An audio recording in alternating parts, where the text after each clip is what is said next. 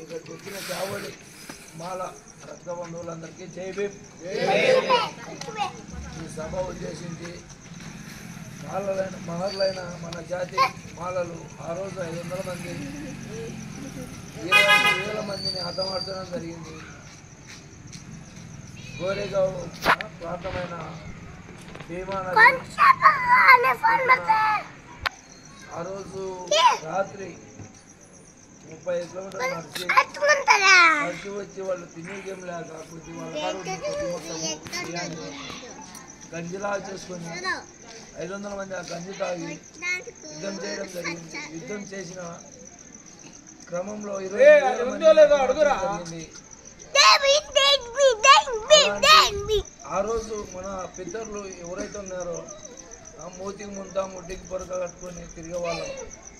మనం ఇంట్లో అంటే బయటికి రావాలంటే ఖచ్చితంగా చేతిలో గంట, మూతికి ముద్ద, మూతికి పొరక కష్టంగా ఉండేది. ఆ సమయంలో మన వాళ్ళు ఎంత ఇబ్బంది పడినారు ఏంది. మనం ఈరోజు ఇక శుభ్రంగా బట్టలు వేసుకొని తిరుగుతున్నామంటే వాళ్ళు ఏదైతే చేశారో త్యాగము, ఆ త్యాగం ఒకటి డాక్టర్ బిఆర్ అంబేద్కర్ రాసిన రాజ్యాంగము ఇవెల్లా కలుపుకొని మనం గుర్తు చేస్తే తప్పదు. మరి ముఖ్యంగా ఏమన్నందంటే ఆ రోజు సాయంత్రం 5 గంటల లోపల 5 కావచ్చు 6 కావచ్చు ఆ టైం లోపల 28,000 మందిని హతమార్చడం జరిగింది. ఈరోజు అయితే మనము ఎవరము ఐక్యతే లేదు. అవతల నలుగురు ఉన్నారంటే మనం ఇద్దరు ఉన్నా కూడా వినాలనే చరిత్ర మన చరిత్ర గతంలో ఎందుకు మనం అని ఎనికి ఎదుగుతాం. మాలలు ఎక్కడ పోయినా రోసం ఉంటారు, టీవీలో అత్యంతంగా ఇదిగా ఉంటాము. అటువంటిది మనం ఈరోజు ఎందుకు అందరం ఐక్యత కాలేకున్నాము. ఆ రోజు 500 మంది 28,000 మందిని అతను మార్చినారంటే మనం ఈరోజు ఈ అవతల నలుగురిని కూడా ఇది చేసుకోలేకున్నాం. మన ముందర మన తలపైన ఉండే పెద్ద సమస్య ఏమైందంటే ఎస్సీ వర్గీకరణకు అందరూ ఏకమై ముందుకు వచ్చి రేపు 2వ తారీఖు రేపు 2 గంటలకు ఇక్కడ కర్నూలులో కలెక్టర్ ఆఫీస్లో ఇప్పుడు ఏకసభ్య కమిషన్ అని ఒకటి తిరుగుతుంది. ప్రతి జిల్లా ఉమ్మడి జిల్లాలు తిరుగుతుంది. రేపు చాబుల తరఫున ఒక 100 మంది 200 మంది సామశివరావు ఆధ్వర్యంలో 100 లేక 200 మందితో ఇక్కడికి వచ్చి అప్లికేషన్ అర్జీలు ఇవ్వాల్సిందిగా కోరుకుంటే అవకాశం ఇచ్చిన నాకు జై భీమ్.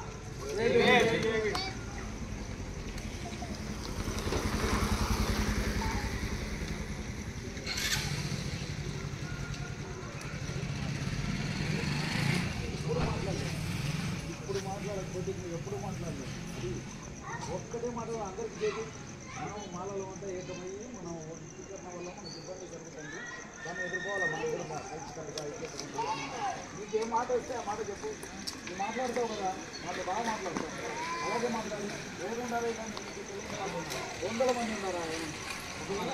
ఏం మాట్లాడాలి? ఏం కాదు నువ్వు మాట్లాడు. నవ్వులే చేసేటప్పుడు ఎవరు లేరు. ఒక్కటే మాట మాట్లాడి అందరికీ జై భీమ్ అని చెప్పు. మాట చూడండి చెప్పు. అరే ఒక ఫోటో మాట్లాడేటప్పుడు మాత్రం అది చేతులు పైకెత్తప్పుడు ఖచ్చితంగా అది నాకు చెప్పిన ఏం కావాలి. ఏ పిల్లలు అందరికీ జై భీమ్. Very good. ఇక్కడికి వచ్చిన అందరికీ ధన్యవాదాలు.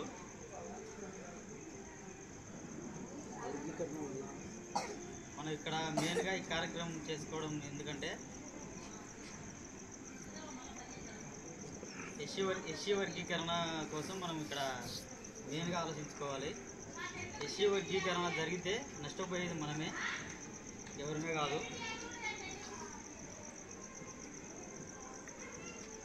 ఎస్సీ వర్గీకరణ మాల మాదిగ అంటే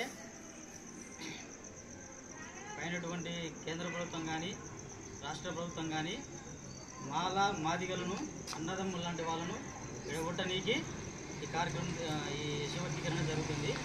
అది అందరూ గుర్తించుకోవాలి.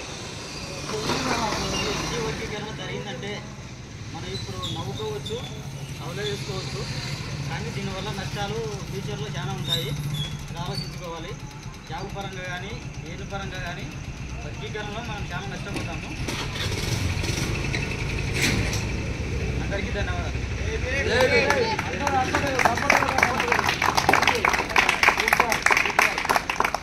శ్రీరామ్కు ధన్యవాదాలు. బాగా మాట్లాడినాడు. మళ్ళీ ఒకసారి ఇంకా బ్రహ్మాండంగా మాట్లాడతాడు. మాట్లాడకపోతే ఎప్పుడూ మాట్లాడలేము. కనుక మీరు విద్యార్థులు మీకే అది నష్టము. కాబట్టి ప్రతి ఒక్కరూ మాట్లాడేది నేర్చుకోవాలా. మనకు జరిగినటువంటి విషయాన్ని ఏదైనా కానీ బయటికి చెప్పేటువంటి ఆ ధైర్యము దమ్ము రావాలా. కనుక ఇంకా ఎవరైనా మాట్లాడవలసిందిగా మనవి చేస్తున్నాం. మేము చెప్పాల్సిన అక్కర్లే, మీరే మాట్లాడాలా. బాబు మాట్లాడినా అది వేసుకుని నువ్వే చాలా వేసుకుని నువ్వు మాట్లాడినా నాను కానీ రాగం తీయాల్సిన అక్కర్లేదు నాన్న. ఏదైనా కానీ అదే చెప్పు. అందరికి జేబీ చెప్పు అంతేనా? మాలో నువ్వు కానీ సరే.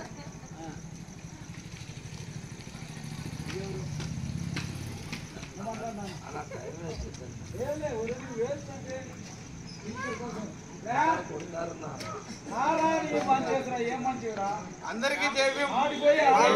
ఐక్యతగా ఉందాం.